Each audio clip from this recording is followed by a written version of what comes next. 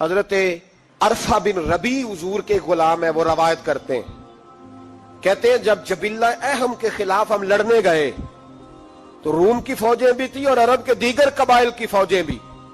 کہتے ہیں ہمارے سپہ سالار کا نام حضرت خالد بن ولید تھا، معمولی آدمی نہیں جسے نبی پاک نے فرمایا یہ اللہ کی تلوار ہے. سیف اللہ خالد بن ولید سپہ سالار تھے، لیکن کہتے ہیں کہ ہم نے ذرا سا حملہ کیا تو انہوں نے اتنی سخت ہم پر مزاحمت کی کہ مسلمان کہنے لگے آج بچ کے نہیں جائیں گے. کہتے ہیں ہم سارے حضرت خالد بن ولید کے قریب گئے، یہ کوئی ہم نے نہیں حوالہ لکھا، یہ تاریخ اسلام، ان کو سارے مسالک پڑھتے. کہا حضرت خالد بن ولید سے کہ حضور مسئلہ کیا ہے، کسی جنگ میں پیچھے نہیں اٹھے، آج کیا ہوا؟ جناب خالد بن ولید کہنے لگے میری ٹوپی گھر رہ گئی ہے. میری کوئی نہیں سمجھ آئی آپ کو؟ میری تو نے کہا حضرت صاحب ٹوپی ہم سے لے لیں. کہنے لگے وہ والی نہیں، میرے والی رہ گئی ہے. کہا ٹوپی کا جنگ سے کیا مطلب ہوا، تلوار سے کیا مطلب ہوا؟ تو آپ فرمانے لگے میں نے اپنی ٹوپی میں نبی پاک کے 3 بال مبارک سیے ہوئے ہیں، 3 منہ مبارک. امت غور کرے اس بات پر، 3 منہ مبارک کے ٹوپی کے اندر سیے ہوئے. فرمانے لگے تلواریں تو سب کے پاس ہیں، مجھ سے بہادر بہادر سیانے بندے بھی ہیں، پر جب میں حضور کے منہ مبارک سر پہ رکھ کے میدان میں نکلتا ہوں تو فرمایا پھر اللہ مجھے ہر میدان میں کامیابیاں عطا فرماتا ہے. یہ نظریہ دیکھو، عقیدہ دیکھو، تبرک کی کوئی نہیں، برکت کی کوئی نہیں. کہاں بیٹھ کے دین پڑھا ہے؟ یا ہمیں سمجھا لو یا پھر ہم سے ایک کام ضرور کرو بھائی، ایک طرف تو آؤ نا. حضرت خالد بن ولید کہنے لگے ٹوپی رہ گئی ہے. صحابہ دلیری دینے لگے کچھ نہیں ہوتا، قربان جائیں. حضرت ابو عبیدہ بن جراح کہتا ہے میں مدینے میں سویا ہوا تھا تو نبی پاک مجھے خواب میں ملے. حضور نے فرمایا میرے خالد کے گرد فوجیں چڑھ گئیں، تو یہاں سویا ہوا ہے، اٹھ پکڑ بندے چل پہنچ میدان میں. کہتے میں نے حضرت ابو عبیدہ بن جراح کہتے ہیں میں صبح اٹھتے ہی میں نے لشکر تیار کیے، گھوڑے دوڑائے، مدد کے لیے نکلے. جب ہم رستے میں جا رہے تھے تو ایک ہمیں نوجوان ملا گھوڑے پہ، سر پٹ گھوڑا دوڑا رہا ہے اور بڑی اس کی تیزی ہے. کہتے ہم نے آواز دی تو اس نے اور تیز کر دیا. حضرت خالد بن ولید کے میدان کے قریب پہنچ گیا. کہتے میں نے 2 سپاہی دوڑائے، میں نے جا کے کہا اسے روکو، کون ہے؟ کہتے جب ہم قریب گئے نا تو اس نے کہا پیچھے ہٹ جاؤ، قریب نہ آنا. کہتے ہم نے کہا تو کون ہے؟ کہنے لگے میں حضرت خالد بن ولید کی زوجہ ہوں، میں ان کی اہلیہ ہوں. تو کہا آپ کدھر جا رہی ہیں؟ کہنے لگی وہ منہ مبارک والی ٹوپی گھر بھول گئے تھے، اور ٹوپی بھول گئے تھے. سارے راز نہیں جانتے، میں بیوی ہوں، میں جانتی ہوں کہ خالد کو کامیابی ملتی تھی مصطفیٰ کے تبرک کی برکت سے. وہ ٹوپی بھول گیا ہے، مسئلہ بن گیا ہوگا. ٹوپی پہ نظر پڑی ہے تو مجھے کوئی اور ملا نہیں تو میں خود دینے جا رہی ہوں. حضرت ابو عبیدہ بن جراح کہتے ہیں ہم نے کہا کہ ہمیں دے دو بہن، ہم دے دیں گے. کہنے لگے نہیں، ہمیں پتا ہے اس کا ادب کس طرح کرنا ہے، کیونکہ ہمارے گھر میں رہتی ہے تو ہمیں پتا ہے ادب. اور یارو اگر یہ ذائقہ ہی نہیں تو پھر تجھے حضور کی عزت کا پتہ ہی نہیں. اگر تو حضور کے تبرک سے آشنا ہی نہیں پھر تجھے پتہ ہی نہیں رسول اللہ کے مقام کا. اقبال کہنے لگے اگر بھاؤ نہ رسیدی تمام بھول حدیث، اگر تو حضور کے قدموں تک نہیں پہنچا پھر تو ابو لہب کے کھاتے میں جائیں گی تیری نمازیں. میرے مصطفیٰ کریم سید عالم صلی اللہ علیہ وسلم کی وہ ٹوپی لے کر زوجہ کہنے لگی تمہیں ادب کا نہیں پتا، میں ہی جاؤں گی. کہا چلو. کہتی وہ دوڑی گئی.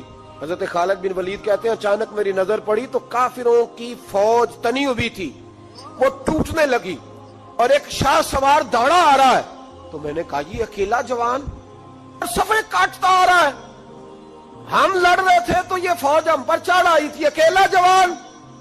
کہتے ہیں جب وہ جوان قریب آیا تو حضرت خالد بن ولید کہنے لگے او جوان تو کون ہے؟ اکیلے نے سب کھول دی. تو کہتے ہیں زوجہ بول کے کہنے لگی نہیں، مسئلہ جوان کا یا کمزور کا نہیں خالد، مسئلہ یہ ہے کہ ٹوپی آج میرے پاس ہے. مسئلہ یہ ہے کہ ٹوپی آج اصل شے میرے پاس ہے، تو اس لیے صفے کاٹتی جا رہی ہوں، ورنہ مجھے تو چھری بڑی مشکل سے چلانی آتی ہے. ٹوپی آج میرے پاس ہے. یہ ہے ارض جنت، یہ طیبہ کی زمین ہے، جنت بھی یہی، مال کے جنت بھی یہی ہے. یہ میرے محبوب پاک کے تبرک کی برکت ہے. حضرت خالد بن ولید رضی اللہ تعالیٰ عنہ کو زوجہ کہنے لگی ٹوپی آ گئی ہے. ٹوپی آئی ہے تو سمجھ لو فتح بھی آ گئی ہے. حضرت خالد بن ولید نے ٹوپی پہنی، اتنی دیر میں حضرت ابو عبیدہ بن جراح بھی آ گئے. کہنے لگے تگڑے رہنا، پہنچ گئے ہیں. تو حضرت خالد بن ولید کہنے لگے نام بھی پہنچتے تو خیر تھی، اب مصطفیٰ کے بال مبارک پہنچ گئے، اب حضور کے منہ مبارک. او بھائیو یہ تبرک حضور جہاں رکے. صحیح بخاری، صحیح بخاری، صحیح بخاری حوالہ میرے ذمے. تو مسجد نبی کی دیوار نہیں نہ چومنے دیتا، تو حضرت حلیمہ کے گھر کا بوسہ نہیں نہ لینے دیتا. صحیح بخاری. حضرت عبداللہ ابن عمر مدینے کے مفتی، جنہیں میرے نبی پاک نے فرمایا راجل صالح، یہ نیک آدمی ہے. وہ جب جاتے تھے نا بیت اللہ شریف مکہ معظمہ، تو وہ جگہ ڈھونڈ ڈھونڈ کے نماز پڑھتے تھے جہاں میرے نبی نے نماز پڑھی ہے. سارا بیت اللہ حرم نہیں، لیکن وہ جگہ ڈھونڈ ڈھونڈ کے جہاں میرے رسول نے نماز پڑھی ہے، حضور نے جہاں نماز پڑھی. بھائیو اگر حضور علیہ السلام کے قدموں کی مٹی سے پیار ہوگا تبھی تو مصطفیٰ سے ہوگا. لیکن یہاں یہ ظلم ہے امت کے ساتھ، یہ زیادتی ہے. میں کہتا ہوں کہ یہاں ہمیں بتاؤ ان حدیثوں کا کیا ترجمہ کریں، قرآن مجید کی آیات کا کیا ترجمہ. حضرت ام سلمہ حضور کی زوجہ ہیں، بخاری مسلم. ان کے پاس حضور کا ایک بال مبارک تھا، چاندی کی ڈیبیا میں بند کر کے رکھا ہوا. جو لا علاج مریض ہوتا وہ حضرت ام سلمہ کے پاس لایا جاتا. وہ کہتی پیالے میں تھوڑا پانی لاؤ. پیالے میں پانی آتا تو وہ منہ مبارک کو پیالے میں ذرا بھگو دیتی، کہتی لو پی لو، اللہ شفا عطا کر دے گا. لا علاج. حضرت انس بن مالک 10 سال حضور کی نوکری کی. لوگ پوچھتے انس کیا کمایا ہے؟ کہنے لگے جو کمایا ہے وہ صندوق میں بند کر کے رکھا ہے. 10 سال نوکری کی نبی پاک، جو کمایا بند کر کے. انتقال کا وقت آیا تو حضرت ثابت بنانی کو بلایا. آپ کے شاگرد تھے، کہنے لگے جب بکسا کھول کے لا. کھول کے لائے تو ایک ڈبیا نکلی، فرمایا اسے بھی کھول. جب اسے بھی کھولا ایک منہ مبارک نکلا. کل زندگی کی کمائی، نبی پاک کا اقبال مبارک. کہا اس کا کیا کرنا ہے؟ فرمانے لگے جب مر جاؤں نا غسل دے کے تو میری منہ کھول کے زبان کے نیچے رکھ دینا. حضور اس کا کیا فائدہ؟ پر میں جب فرشتے حساب لینے آئیں گے من ربو کا بولیں گے، پہلا لفظ کہنے کے لیے منہ کھولوں گا تو سامنے حضور کا منہ مبارک ہوگا. پسے مردن فرشتوں نے جو تلاشی لی تو کیا نکلا؟ فقط تک دل کے گوشے سے خیال مصطفیٰ نکلا. اور میرے اعلیٰ حضرت مشورہ دیتے ہیں، کہتے ہیں لحد میں عشق رخ شاہ کا داغ لے کے چلے، ہم نے اندھیری رات سنی تھی چراغ لے کے چلے. نبی کریم صلی اللہ تعالی علیہ وآلہ وسلم کو اللہ تعالیٰ نے اپنا آخری اور محبوب پیغمبر بنایا، تو حضور علیہ السلام نے تکمیل انسانیت کے لیے ساری ہدایات اپنے کرم سے اپنی امت کو عطا فرمائی. جب ہم یہ لفظ بولتے ہیں نا کہ نبی پاک کی سیرت کامل ہے، مکمل ہے، اکمل ہے، تو یہ ایک بہت بڑی بات ہے، یہ چھوٹی بات نہیں ہے. دنیا میں کوئی چیز بھی مکمل نہیں. آپ کروڑوں روپے کا گھر بنا دیں تو محسوس ہوتا ہے کہ کہیں نہ کہیں کوئی کمزوری رہ گئی ہے. دنیا میں کوئی چیز مکمل نہیں. اگر کوئی چیز مکمل اور کامل ہے تو وہ رسول پاک کی ذات گرامی ہے. اللہ تعالیٰ نے نبی پاک علیہ السلام کو ہر لحاظ سے کامل، مکمل اور اکمل بنایا، ہر لحاظ سے. اور نبی پاک علیہ السلام کی سیرت اور صورت کے اندر اللہ تعالیٰ نے ایسی جاذبیت رکھی، ایسی کشش رکھی. حضرت عبداللہ ابن عباس رضی اللہ تعالیٰ عنہ فرمایا کرتے ہیں، آپ فرماتے ہیں کہ نبی پاک علیہ السلام کوئی معجزہ نہ بھی دکھاتے، حضور ڈوبے ہوئے سورج کو واپس نہ بھی بلاتے، چاند کے 2 ٹکڑے نہ بھی، درخت سجدے نہ بھی کرتے، کلمہ نہ بھی پڑھتے، تو فرماتے محبوب کا چہرہ ہی ایسا تھا، لوگوں نے دیکھتے جانا تھا اور کلمہ پڑھتے جانا. وہ جاذبیت، وہ حسن، وہ رعنائی، وہ چیزیں ایسی ہوتی ہیں جو قابل کشش ہوتی ہیں انسان کے لیے.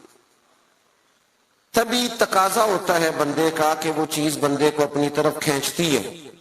جتنی قابل کشش چیزیں تھیں صورت اور صورت کے لحاظ سے اللہ نے ساری مدینے والے محبوب کو عطا فرمایا محمد الرسول اللہ صلی اللہ علیہ وسلم، محمد اللہ کے رسول ہیں، محمد اللہ کے رسول، کامل صورت و سیرت کے ساتھ اللہ نے محبوب کو مبعوث فرمایا۔ اب جو نبی پاک علیہ السلام نے تربیت کی بات کی نا، لوگوں کو سمجھانے اور سکھانے کی بات کی، تو ایسا نہیں ہے کہ جو بات اچھی تھی فقط جو اچھی تھی وہ حضور نے کر دیا، ایسا نہیں، بلکہ محبوب فرماتے میں مکارم اخلاق کی تکمیل کے لیے آیا ہوں، یعنی حضور نے وہ اچھی بات کی ہے کہ اس سے زیادہ اچھی بات ہو سکتی نہیں، آخری درجہ ہے خیر کا، اس سے زیادہ اچھی بات ہو نہیں سکتی۔ اللہ کے محبوب علیہ السلام نے جو تربیت فرمائی لوگوں کی، تو وہ تربیت تھی یتلو علیکم آیاتنا ویزکیکم، کہ محبوب تم پر آیتیں پڑھیں گے اور تمہارے باطن کو پاک فرما دیں گے۔ نبی پاک علیہ السلام کے سامنے جو جماعت آئی نا، سب سے پہلے حضور نے جن کی تربیت کی، سب سے جن لوگوں کو نبی پاک علیہ السلام سے فیض لینے کا اور امت میں بانٹنے کا اللہ تبارک و تعالیٰ نے موقع عطا کیا، وہ نبی پاک کے اہل بیت ہیں اور حضور کے صحابہ کرام ہیں۔ جو دنیا کے بہترین لوگ تھے نا، بہترین عقل و خرد کے لحاظ سے، فہم و فراست کے لحاظ سے، تقوی اور روحانیت کے لحاظ سے جو بہترین لوگ تھے، وہ اللہ تعالیٰ نے اپنے محبوب کی غلامی کے لیے منتخب فرمایا۔ انسانی مزاج اس طرح کا ہے کہ اس میں منفی چیزیں زیادہ آتی ہیں، طبیعت اس طرح کی ہوتی ہے کہ شر کو بعضوں کا دل جلدی قبول کرتا ہی مزاج ہوتا ہے۔ حضور علیہ السلام نے فرمایا اللہ تعالیٰ نے دوزخ کو خواہشات سے ڈھانپ دیا، جو چیزیں دل کو طبیعت کو جلدی اپنی طرف کھینچتی ہیں وہ دوزخ کی طرف لے جاتی ہیں، خواہشات نفسانیہ جو ہوتی ہیں، انسان کی طبیعت جلدی مائل ہوتی ہے۔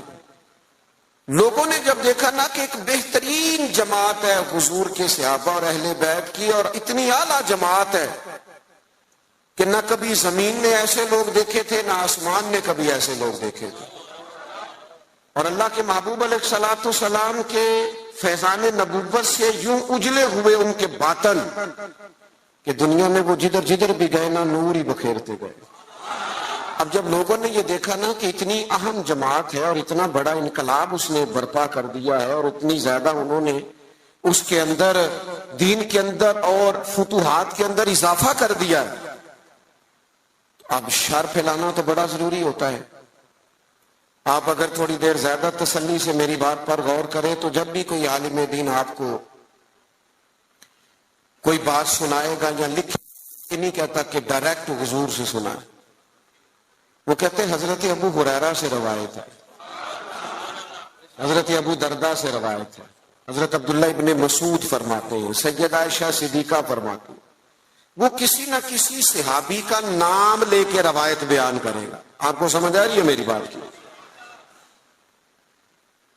دنیا کے اندر سب سے زیادہ محبوب علیہ السلام کے ارشادات موجود ہیں، فرامین موجود ہیں، اور وہ امت پر احسان کیا ہے نبی پاک کے صحابہ نے۔ اب لوگوں نے یہ کیا کہ وہ ڈائریکٹ تو دین کو مشکوک نہیں کر سکتے تھے، انہوں نے اس طرح کیا کہ جو دین کو روایت کرنے والے تھے نا، جو دین کو آگے بیان کرنے والے تھے، ان لوگوں کو مشکوک کرنا شروع کر دیا۔ جب کسی بندے کی شخصیت مشکوک ہو جاتی ہے تو اس کی بات کیسے معتبر رہے گی؟ لوگوں نے چال یہ چلی، زیادتی یہ کی دین کے ساتھ کہ صحابہ اور اہل بیت کی لڑائیاں ثابت کرنی شروع کر دی، معاذ اللہ عداوتیں ثابت کرنی شروع کر دی، اور ان لوگوں کو مشکوک کرنا شروع کر دیا، تاکہ اب ظاہر ہے جب ایک شخص ہی مشکوک ہو جائے گا تو اس کی بیان کردہ بات کیسے ٹھیک رہے۔ تو جب آپ صحابہ اور اہل بیت کے تعلق سے کسی تشکیک کا شکار ہوتے ہیں تو جتنا دین وہ لائے، قرآن مجید کو جمع کرنا شروع کیا تھا حضرت صدیق اکبر نے، اور اس میں بھرپور کردار ادا کیا سیدنا عثمان غنی نے. تو جب آپ ان لوگوں کو ہی مشکوک کر دیں گے تو جو کام انہوں نے کیے وہ کیسے معتبر رہیں گے؟ خدا را دین کو سمجھنا، بات کو سمجھنا. اولین جماعت کے خلاف یہ سازش کی گئی. لوگ تاریخ کی کتابیں کھول کھول کے سامنے رکھتے ہیں اور لوگ جانے کیا کیا لے کے آتے ہیں.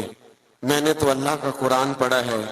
رب قرآن مجید میں فرماتا ہے محمد الرسول اللہ والذین معہ اشداء علی الکفار. فرمایا محمد صلی اللہ تعالی علیہ وسلم اللہ کے رسول ہیں اور ان کے جو ساتھ لوگ ہیں وہ کافروں پر سخت ہیں. رحماء بینہم، آپس میں تو بڑے رحم دل ہیں. تو اللہ کا قرآن کہہ رہا ہے وہ آپس میں رحم دل ہیں، وہ آپس میں پیار کرنے والے ہیں، وہ ایک دوسرے کا احترام. اللہ کا قرآن کہتا ہے رحماء بینہم. میرا خیال ہے جب قرآن کی آیت سامنے آ جائے تو پھر تاریخ کی کتاب کی تو ضرورت نہیں رہتی، پھر تاریخی حوالوں میں الجھنے کی حاجت. اللہ نے کہہ دیا رحماء بینہم، وہ آپس میں مہربان ہیں. ہو ہلکا یاراں تو بریشم کی طرح نرم. رزم حق و باطل ہو تو فولاد ہے مومن. مومن تو آپس میں رحم دل ہوتے ہیں، ایک وجود کی طرح ہوتے ہیں. علامہ اسماعیل حقی رحمت اللہ نے لکھا ہے ایک مقام پہ نا تمام صحابہ بیٹھے تھے. ہمارا ایک مزاج ہوتا ہے کہ ہم عزتیں نہیں دیتے، طبیعت ہوتی ہے. اور کچھ لوگ ایسے ہوتے ہیں جنہوں نے طے کر لیا ہوتا ہے کہ مجھے عزت ملنی ضرور چاہیے. یہ بہت بڑا مشکل کام ہے. بہت سارے لوگ خود اپنے لیے پروٹوکول کا اہتمام کر لیتے ہیں، وہ زیادہ نقصان کا باعث ہوتا ہے. کوئی سیاسی سماجی فلاحی بڑا آدمی آ جائے نا کبھی محفل میں تو وہ گردن اونچی کر کر کے دکھاتا ہے پیچھے کہ لو میں آ بھی گیا ہوں اور نقیب صاحب نے میرا نام ہی نہیں لیا. بہت سارے بندوں کی تعریف نہ کرو تو نیند نہیں آتی بیچاروں. یہ ابھی ہم آ رہے تھے نا، ہم نے اپنے میزبان کو ٹیلی فون کر کے کہا کہ مہربانی کرنا کسی استقبال کا اہتمام نہ کرنا. فقیروں اور وزیروں میں کوئی تو فرق رہنا چاہیے، کوئی تو فرق رہ جائے. یہ پہلے کہا، آنے سے پہلے کہا، پوچھ سکتے ہیں. اور میں آ رہا تھا تو ایک سنگی جو ہیں وہ جلدی سے گرنے لگے پیروں میں. میں آپ کو ذمہ داری سے کہتا ہوں آپ ہماری بات مانیں، جو کہہ رہے ہیں تو پھر ہمارا فائدہ ہے، ورنہ پیروں کی کیا بات ہے. میرے جیسے تو گناہ گار کے ہاتھ چومنے سے بھی آپ کو کچھ نہیں ملے گا، کوئی فائدہ نہیں. مان نام کے من دان، یہ تو مجھے آپ نے کرسی پہ بٹھا دیا ہے، ورنہ تو پتہ سارا ہے سردار نو کیتیاں دا ادا پردہ چپائے ہی پلا ہو سی. آپ میں سینکڑوں لوگ ایسے ہیں جو مجھ سے 1000 درجے اعلیٰ ہیں. اس لیے کچھ چیزوں سے باہر آ جاؤ، زندگی کو اس کے اصل حسن کے ساتھ جینا شروع کرو، پھر مزہ آئے گا. کیوں؟ اس لیے کہ میرے کریم محبوب نے فرمایا تو رب کی رضا کے لیے جھک جا، اللہ تجھے عزت عطا فرما دے، اللہ تجھے وقار عطا کرے گا. تو جھک جا اللہ کی رضا. ان چیزوں سے باہر آ جائیں. جو بات عرض کرنے جا رہا تھا، ہم عزت نہیں دیتے. قابل عزت آدمی کو ہمیشہ عزت دیں. اچھا، اس کے دل میں نہیں ہونا چاہیے. سیاستہ میں حدیث موجود ہے، نبی پاک علیہ السلام نے فرمایا جس بندے کی خواہش ہو نا لوگ مجھے اٹھ کے ملے، وہ جہنمی ہے. اس کے دل میں خواہش پیدا ہو جائے کہ لوگ کھڑے ہو کے مجھے ملیں، یہ آپ کو سیاستہ میں حدیث ملے گی. لیکن جو قابل عزت ہو اسے عزت دینی چاہیے. اور میں بڑے زمانے سے کہہ رہا ہوں کسی کو عزت ہمیشہ وہ دیتا ہے جو خود صاحب عزت ہوتا ہے. وہ صاحب عزت لوگ عزت والوں کو عزت دیتے ہیں. بات کی سمجھ آ رہی ہے آپ حضرات؟ علامہ اسماعیل حقی رحمت اللہ لکھا ہے کہ جگہ پہ صحابہ حضور علیہ الصلوۃ والسلام کے ساتھ بیٹھے تھے تو جگہ وہاں بظاہر تھوڑی کم تھی. ڈھیر سارے لوگ بیٹھے تھے حضور کی خدمت عالی مرتبت میں زیارت و ملاقات کا شرف پانے کے لیے. تو ظاہری طور پر وہاں جگہ تھی. حضرت ابو بکر صدیق اکبر افضل البشر بعد الانبیاء بالتحقیق، حضرت صدیق اکبر نے حضور کے بالکل ساتھ بیٹھے تھے، وہ آج بھی کریم کے بالکل ساتھ ہی ہیں، بالکل حضور کیا مقدر ہیں صدیق و فاروق کے، جن کے گھر رحمتوں کے خزینے میں، بالکل کریم کے ساتھ بیٹھے تھے، بالکل ساتھ۔ اچانک دروازہ کھلا اور جیسے ہی لوگوں نے چہرے اٹھائے تو مولا علی شیر خدا تشریف لے آئے۔ ہر بندہ تیار تھا اٹھ کے استقبال کرنے کو، ہر شخص، لیکن حضرت صدیق اکبر نے نہ کسی کو موقع ہی نہیں دیا۔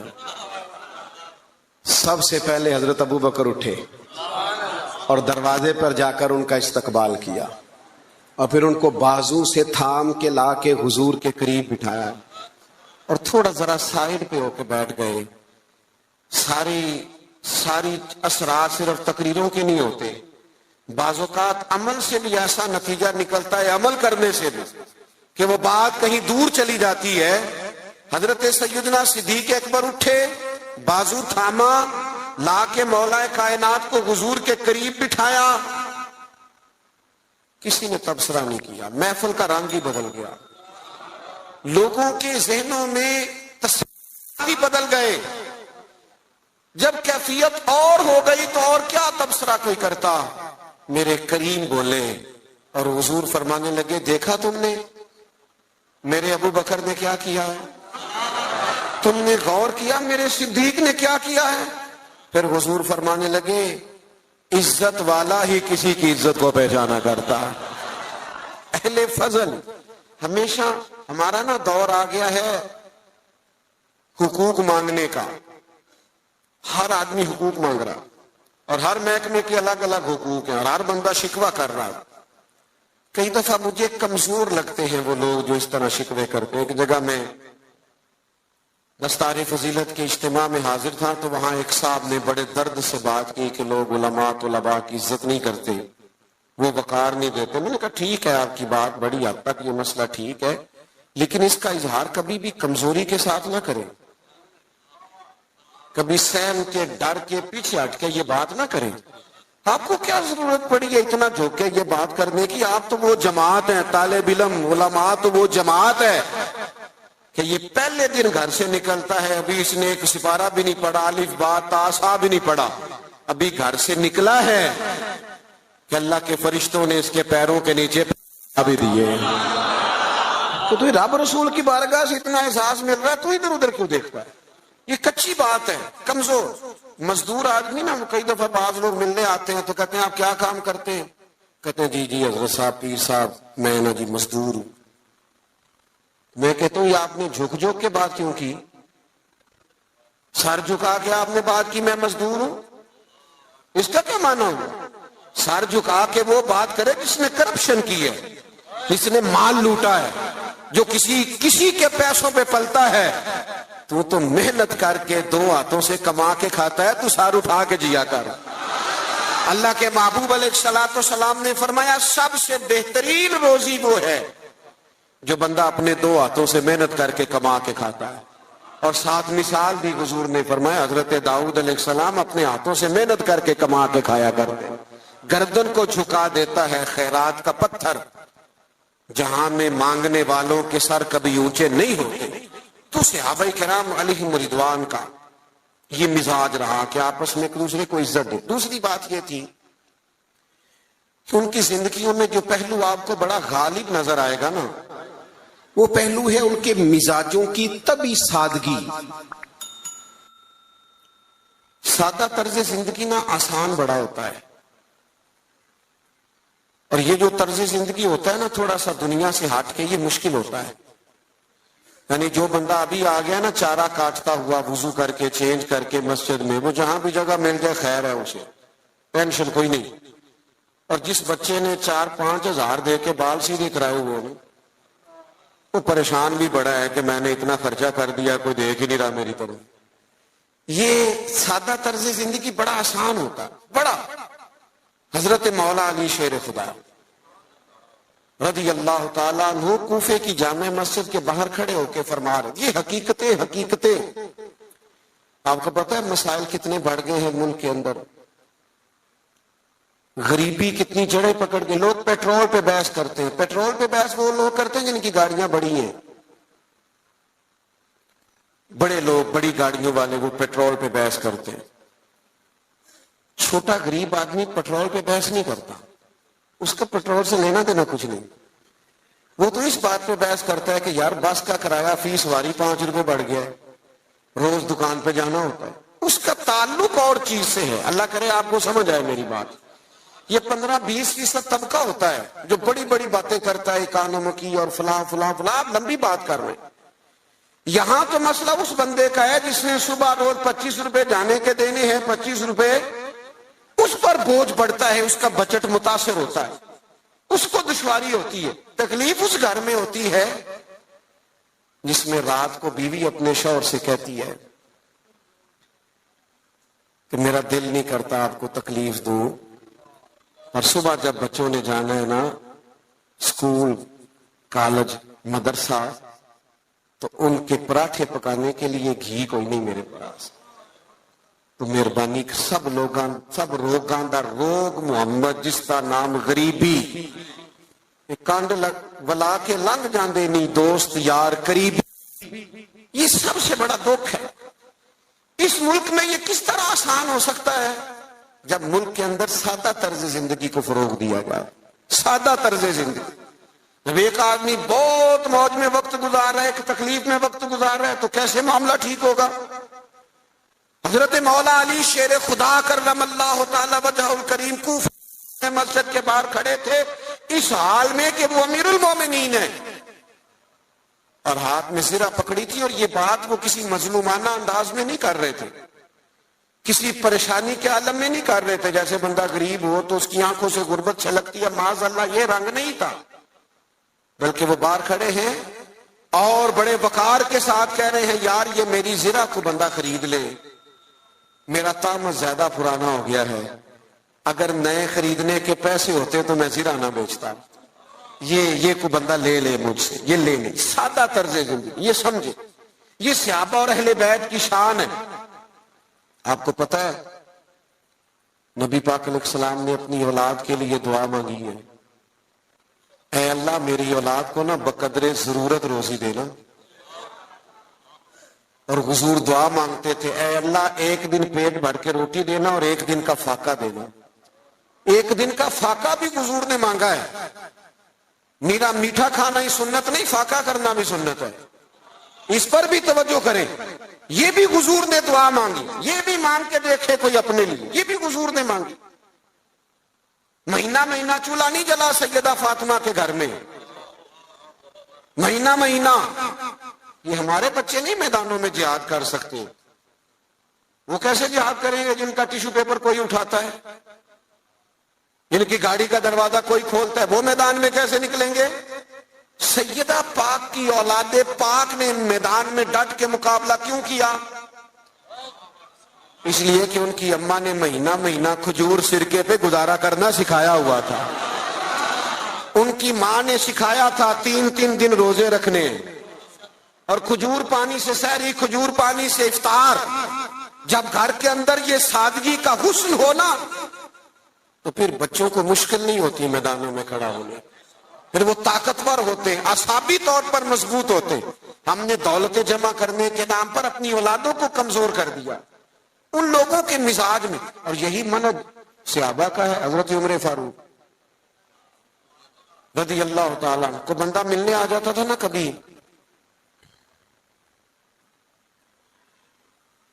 تو پوچھتا تھا تمہارے بادشاہ کا محل کہاں ہے؟ تو صحابہ فرماتے تھے ان کا محل کوئی نہیں, وہ یہیں تھے, کبھی مسجد میں مل جائیں گے. اور جا کے پوچھتے تھے جناب امیر المومنین کہاں ہیں؟ تو مسجد والے کہتے تھے یہیں تھے, کہیں باہر نکل گئے. باہر نکل کے پوچھا حضرت عمر کہاں ہیں؟ تو انہوں نے کہا وہ باغ ہے نا فلانا, اس باغ کی. تو اس نے کہا حد ہو گئی ہے, ہمارا تو بادشاہ گلی میں نظر آ جائے تو پورے علاقے کو پتہ چل جاتا ہے بادشاہ سلامت آ گئے. اور یہاں عجیب منظر ہے کہ امیر المومنین اور 22-24 لاکھ مربع میل کی حکومت. یہ سادہ طرز زندگی اسی کسے دے کچھ بھی نہیں لگتے. نہ کوئی ساڈا دردی تے نالے اٹھ بلیا چل اوتھے بسیے جتھے نہیں سنے, نہ کوئی ساڈی ذات پچھانے نہ کوئی سانو منے. یہ طرز زندگی، یہ انداز تکلم. حضرت سیدنا فاروق اعظم ادھر گئے ہیں ایک دفعہ نا، تمام صحابہ نے یہ ذرا اس کا مزہ لے کے دیکھیں، اس کا بڑا مزہ ہے. میں کئی دفعہ دوستوں سے کہتا ہوں روب کپڑوں کا نہیں ہوتا، روب کردار کا ہوتا ہے. ہاں کسی آدمی کا 6 کروڑ کا مکان ہو نا، بڑی سوسائٹی میں بڑی کوٹھی، تو پیسہ کرپشن کا ہو تو لوگ دروازے پہ کھڑے ہو کے کہہ دیتے ہیں 2 نمبر مال ہے.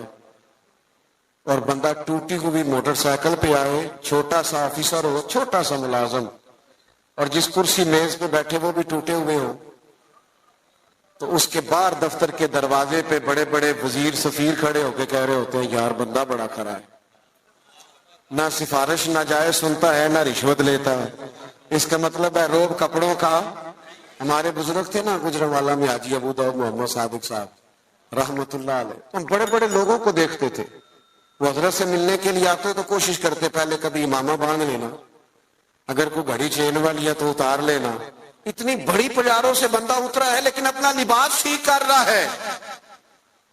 اور اپنا اس شخص کا حال یہ تھا، زندگی ساری رکشے میں سفر کیا، مکان مسجد کا، اسی میں زندگی بتا دی.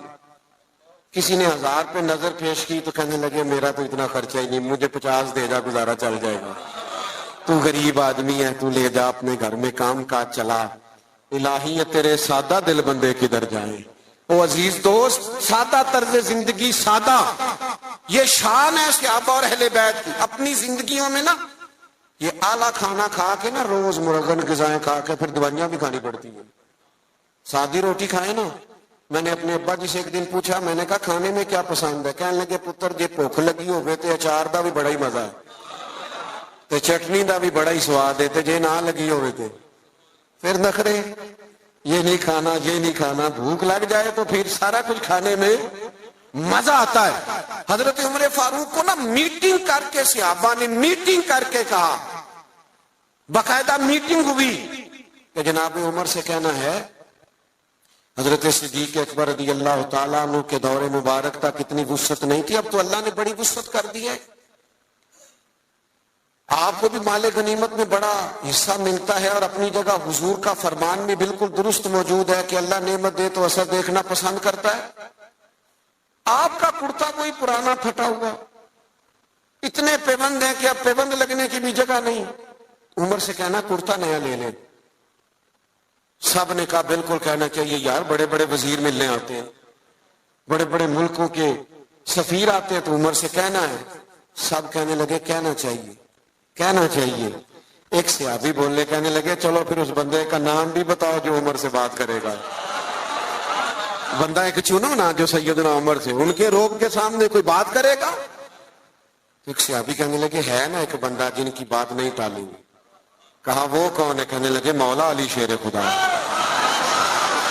ان کی بات نہیں ٹالی جائے. حضرت علی سے گزارش کی آپ مہربانی کریں.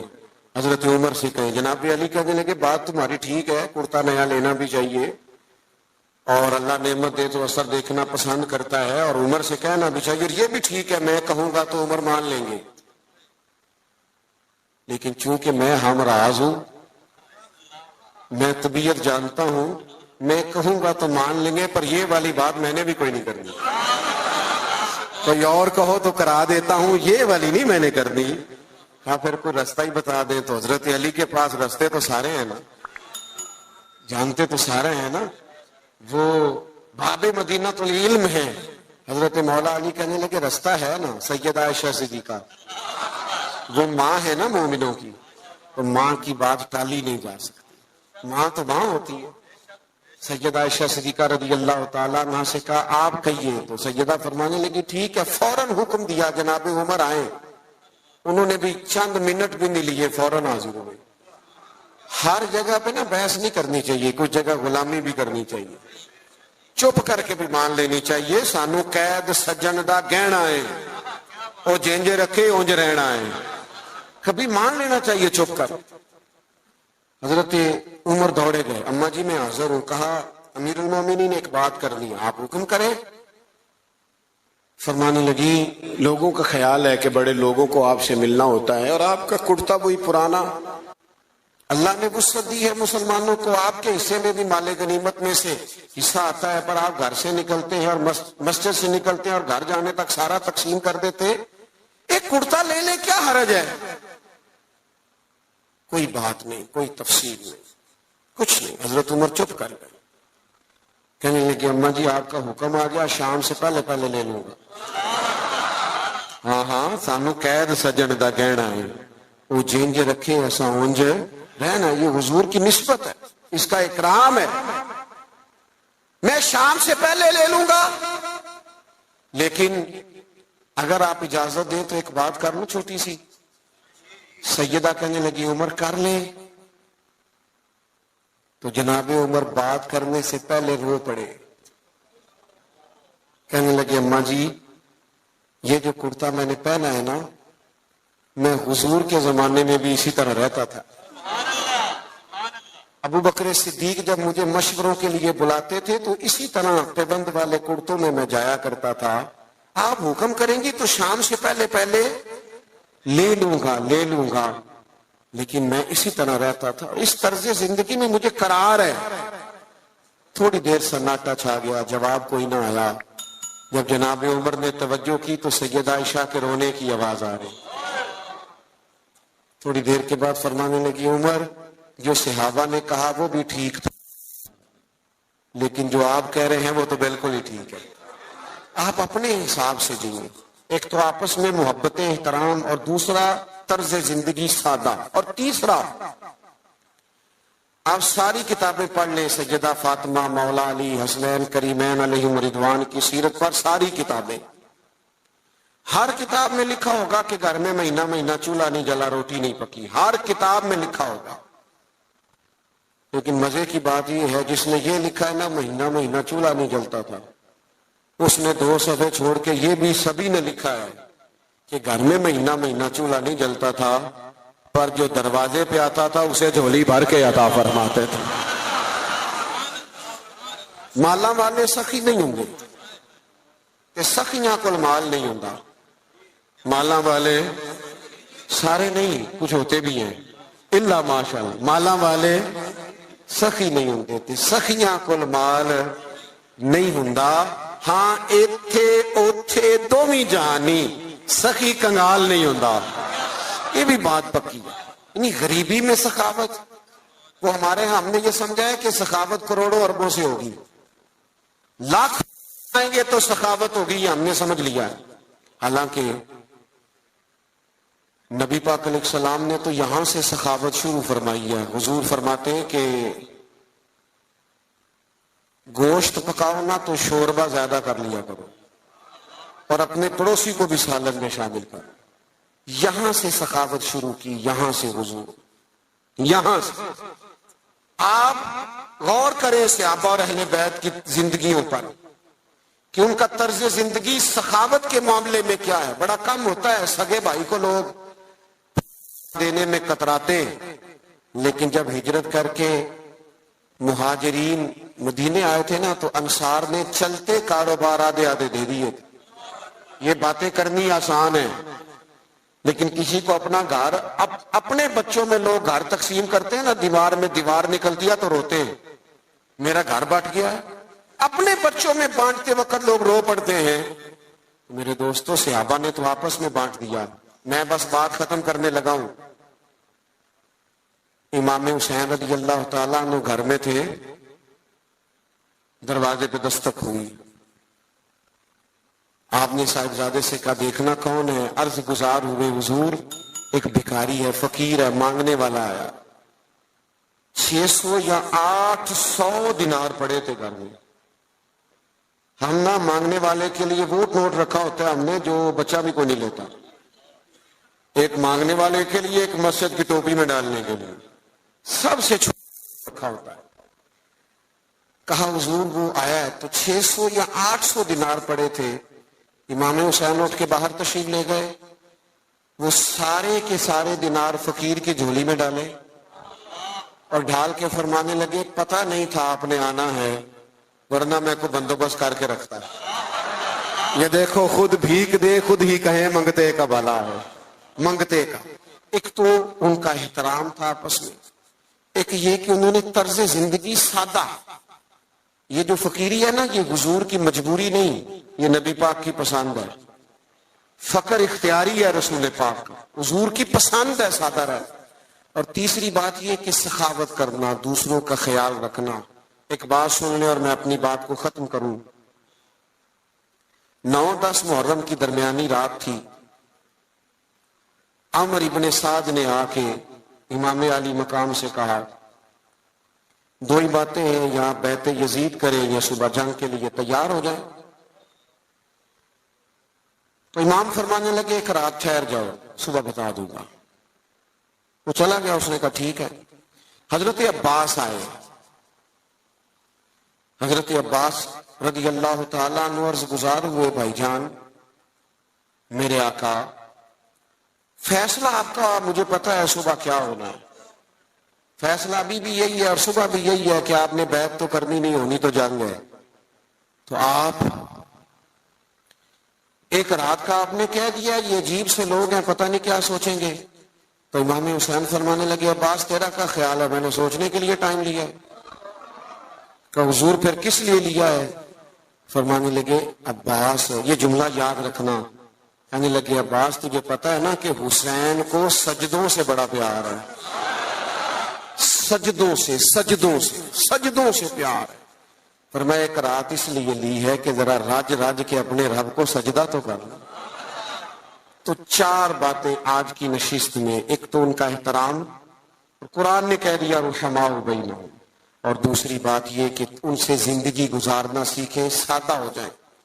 اور تیسری بات یہ کہ اپنے بھائیوں کا یہ غریب جو ہوتے ہیں نا، یہ سیانے نہیں ہوتے، کیونکہ سیانے ہونے کے لیے بھی پیسوں کی ضرورت ہوتی ہے.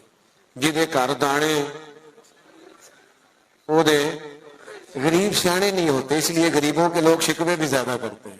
سیانے کیوں نہیں ہوتے؟ آپ نہیں سیانے پھر بھی پیار کریں، ان سے محبت کریں، ان کے حق میں اپنے دلوں کو نرم کریں. اور تیسری بات یہ کہ اپنے دوستوں کو، اپنے رشتہ داروں کو ضرور صلہ رحمی سے نوازیں. اور چوتھی بات یہ کہ سجدے کا، عبادت کا ذوق پیدا کریں. اچھا نہیں لگتا بزم میں تیزی سے آنا اور چلے جانا، لیکن ہم مجبور لوگ ہیں. ہم ایک جگہ پہنچ رہے ہوتے ہیں تو دوسری جگہ سے فون آ رہے ہوتے ہیں. وہ یہ بھی نہیں پوچھتے نکلے ہو کہ نہیں، وہ پوچھتے ہیں پہنچے کتنے ہو. تو یہ اسی محبت میں یہ ٹائم سیٹ ہو گیا تھا. پروگرام آگے چلے گا نہیں؟ محفل ابھی چلے گی نا محفل. سید صاحب قبلہ موجود ہے. ایک بات اپنے ذہن میں اچھی طرح رکھیں، محفلیں سرکار کی ہیں، بندے آتے جاتے رہتے ہیں. میں دیانتداری سے کہہ رہا ہوں آپ کو، اور پہلے بھی کہہ چکا ہوں، پھر کہتا ہوں، ہم نظریات کے قائل ہیں، شخصیات کے قائل ہیں. قطعاً محفل کا ماحول آپ خراب نہ کریں. آپ اگر محفل میں اطمینان سے بیٹھیں گے تو اللہ کے گھر میں باوضو بیٹھو، مجھے تسلی ہوگی قلبی طور پر.